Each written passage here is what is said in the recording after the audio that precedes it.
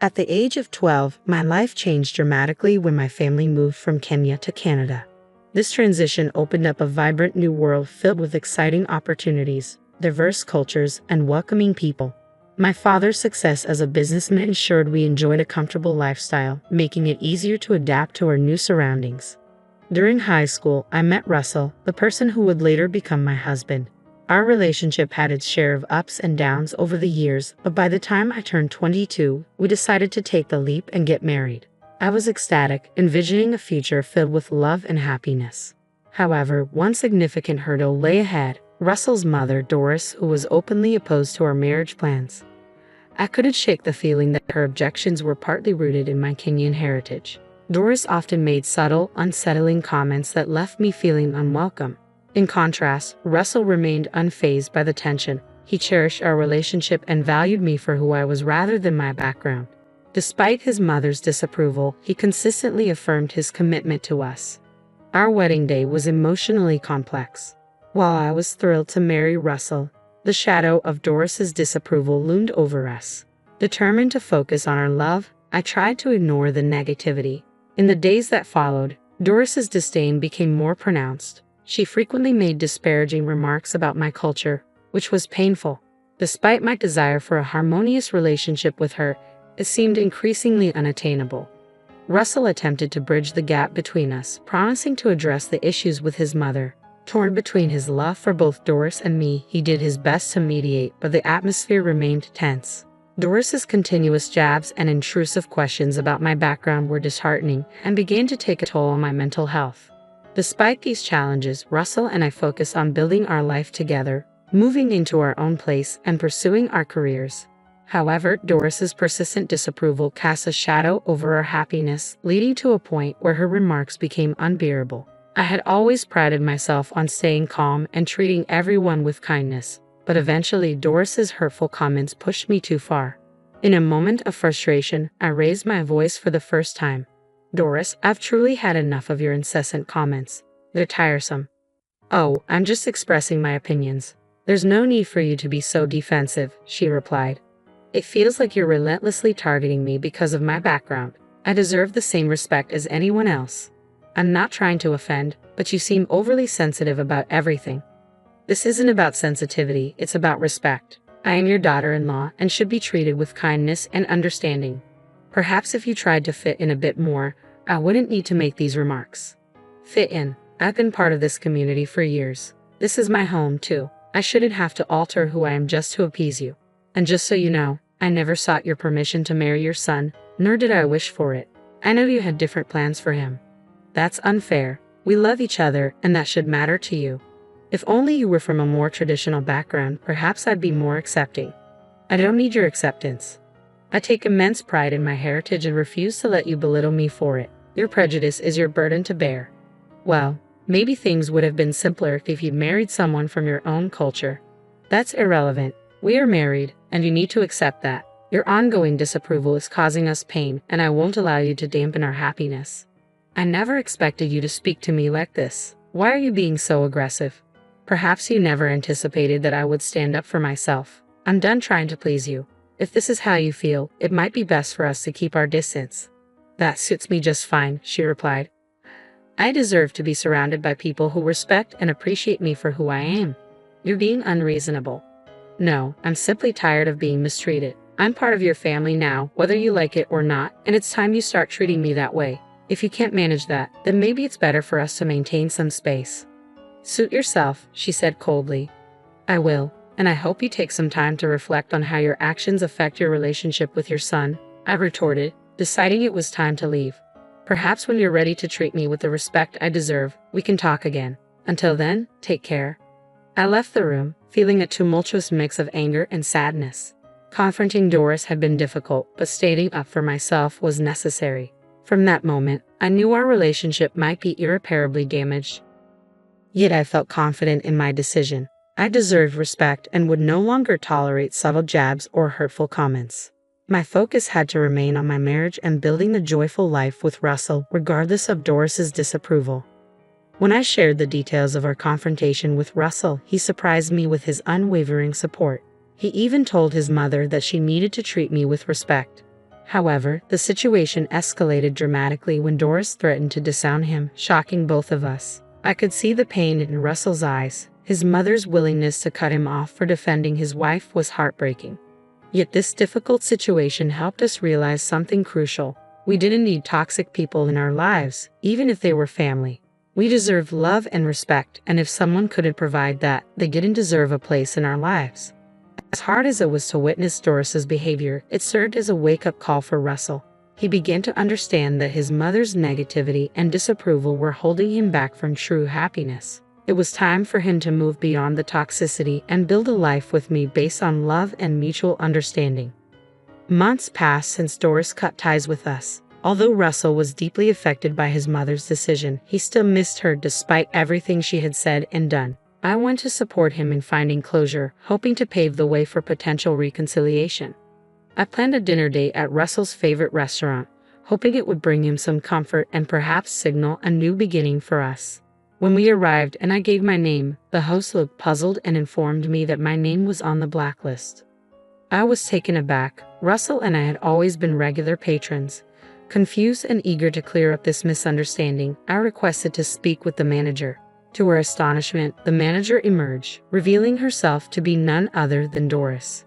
During the months we hadn't seen her, she had taken on a new role, managing this very restaurant, Applebee's, our favorite spot. It felt too calculated to be a mere coincidence, and a wave of shock and disbelief washed over me at her pettiness. Well, what do we have here? I never thought I'd see the day when you two would show up at my restaurant. Doris greeted us, not missing a beat as she informed us that we were not welcome. Russell's frustration bubbled over, and he began to raise his voice, drawing the attention of other diners. I felt torn, wanting to support him while also trying to prevent the situation from escalating further. Doris, we didn't come here to cause trouble. We just wanted to enjoy a peaceful dinner. I tried to reason with her. We just want a peaceful dinner.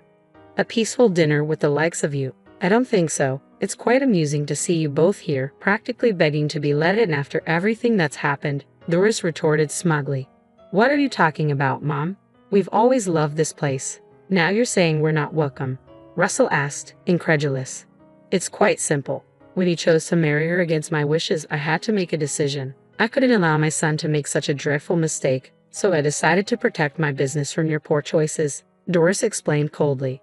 You're sick, Mom. It's disgusting that you're doing this on purpose just to spite us, Russell accused, his voice filled with dismay. Oh please, Russell. I'm just looking out for my reputation. I can't have people like you associating with my business. Doris dismissed him. This is ridiculous. Mom, you're choosing your bigotry over your son. I thought you were better than this, Russell lamented, hurt evident in his voice.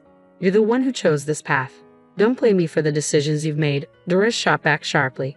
As she spoke, all eyes in the restaurant were fixed on us, casting an uncomfortable spotlight on the confrontation. It was deeply embarrassing to be escorted out of Applebee's, a place we had once enjoyed so freely.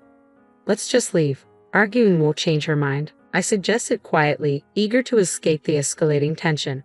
You're right, Janice. It's not worth it, Russell replied, disappointment etched on his face. And don't come back. No one wants you here, Doris called after us, her voice dripping with disdain. Once outside, we wandered aimlessly down the street. Russell was clearly upset, so I encouraged him to open up about his feelings, especially regarding Applebee's. Let it all out, Russell. How are you really feeling? I know this place meant more to you than just a restaurant. Applebee's was where my dad and I bonded.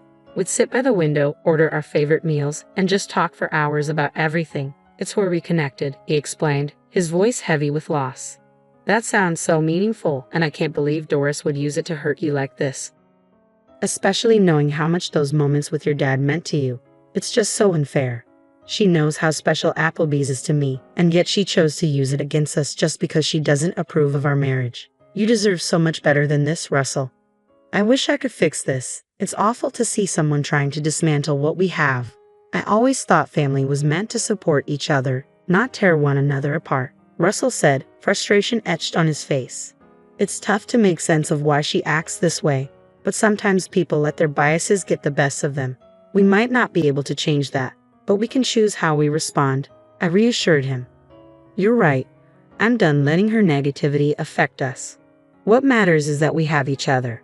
Exactly. We'll face this together. And actually, I have some news that might brighten your day a bit, I said, trying to shift the mood. What's that? He asked, curiosity piqued despite the somber atmosphere. Well, it turns out my dad recently acquired the entire block of buildings on this street, including Applebee's, I revealed. Really? Why didn't you mention this before? It just happened. He finalized the deal with the investors recently, and I was still grappling with how everything would unfold. I had planned to share the news during a celebratory dinner at the restaurant. That's incredible, Janice. I need to congratulate him later, Russell said, genuinely impressed.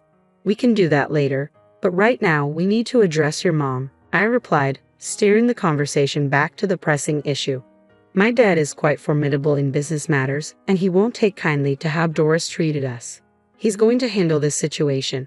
Feeling a mix of urgency and determination, I decided to call my dad and put him on speakerphone so Russell could listen in. I explained everything that had transpired at Applebee's. My dad was upset by the news. I knew Doris wasn't fond of you, but to kick you out of a restaurant, that's a new low. I'm sorry I hadn't reviewed the documents sooner. I only just received the title deeds for this property and hadn't had the chance to evaluate all the managers yet. But rest assured, I'll take care of this immediately. Don't worry at all. Give me 20 minutes and I'll be there to sort this out personally, he assured us. Hearing my dad's determined words brought me a sense of relief, though it was tinged with concern about what might unfold next. I knew my dad was more than capable of handling the situation, but I hoped it wouldn't escalate into something messier. He wasn't someone to be trifled with, especially in business, and he firmly believed in treating customers with fairness and compassion.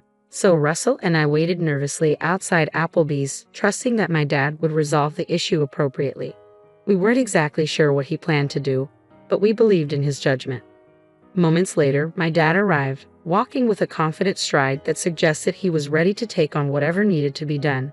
As he entered, he called out for Doris, his voice carrying enough weight for everyone inside to hear. The tension in the restaurant was palpable as heads turned to watch the unfolding scene. Doris stepped forward, visibly annoyed by the interruption. She probably thought she could dismiss my father just as easily as she had dismissed us. But he wasn't one to be brushed aside lightly. He raised an eyebrow at her and began with a tone of faux concern. Doris, my dear, it seems you haven't been keeping up with the latest developments. Did they forget to inform you about the new owner of the 2nd Green Avenue complex?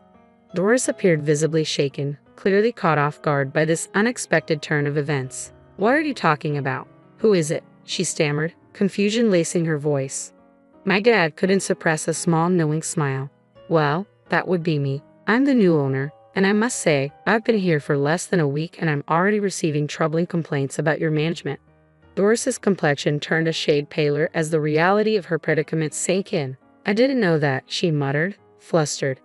Well, perhaps if you had checked your emails or paid closer attention to what's happening around you, you might have known. But it's too late for apologies now, my dad replied with a chuckle. It was satisfying to see Doris on the receiving end of the treatment she had dished out to us. Russell, who had been quietly seething by my side, stepped forward with resolve.